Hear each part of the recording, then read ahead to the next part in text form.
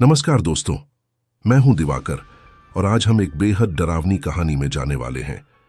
यह कहानी है कद्दू के आतंक की, जो शरद पूर्णिमा की रात को घटित होती है। एक ऐसी रात जब एक तांत्रिक अपने यज्ञ के माध्यम से एक आत्मा को जगाता है। क्या होगा जब इस आत्मा का आतंक गांव पर छा जाएगा? जानने के लिए इस कहानी को अंत तक सुने और अगर आपको यह कहानी पसंद आए तो कृपया मेरे चैनल टेक्नो मिरर को सब्सक्राइब करें और अपने विचार हमें कमेंट में बताएं। गांव का नाम था कृष्णपुर, जहां सब कुछ सामान्य चल रहा था। हर साल शरद पूर्णिमा के दौरान गांव वाले एक विशेष कद्दू की पूजा करते थे, लेकिन इस बार कुछ अलग होने वाला था। गांव के बीचों बीच एक पुरानी हवेली खड़ी थी, जिसमें सबको डर लगता था। कहा जाता था कि वहां एक आत्मा रहती है जो शरद पूर्णिमा की रात को जाग उठती है। जैसे जैसे शरद पूर्णिमा का दिन नजदीक आता गया, गांव में अजीब घटनाएं घटने लगीं। लोगों ने रात को कद्दुओं की अजीब हंसी सुनी। बच्चे रात में डरकर सो नहीं पा रहे थे।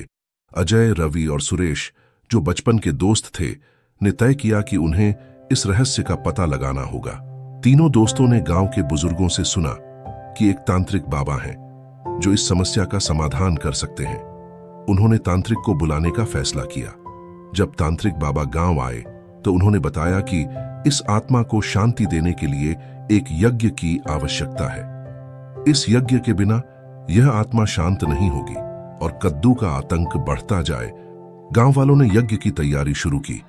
तांत्रिक ने आवश्यक सामग्री की सूची दी, जिसमें विशेष कद्दू, गाय का घी, अनाज और फूल शामिल थे।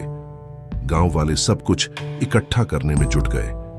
जब सब कुछ तैयार हो गया तो यज्ञ के लिए गांव के बाहर एक बड़ा चौक चुना गया। सभी लोग वहां इकट्ठा हुए और तांत्रिक ने यज्ञ का आरंभ किया। तांत्रिक ने अग्नि प्रज्वलित की और मंत्रों का उच्चारण करना शुरू किया।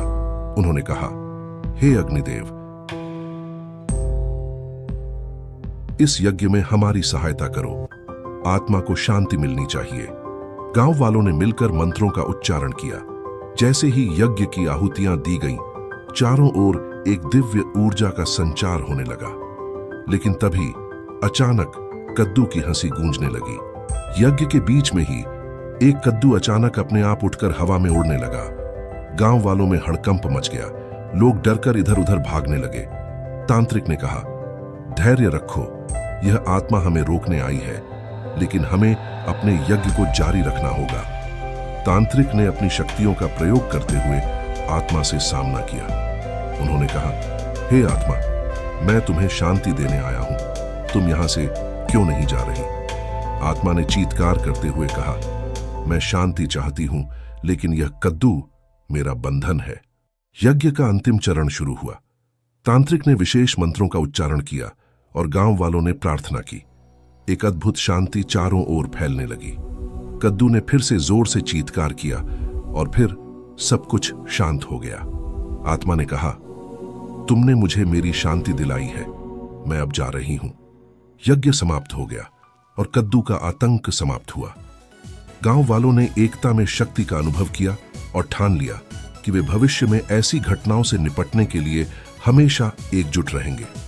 दोस्तों, यह थी कद्दू का आतंक, शरद पूर्णिमा की रात का भयानक सपना।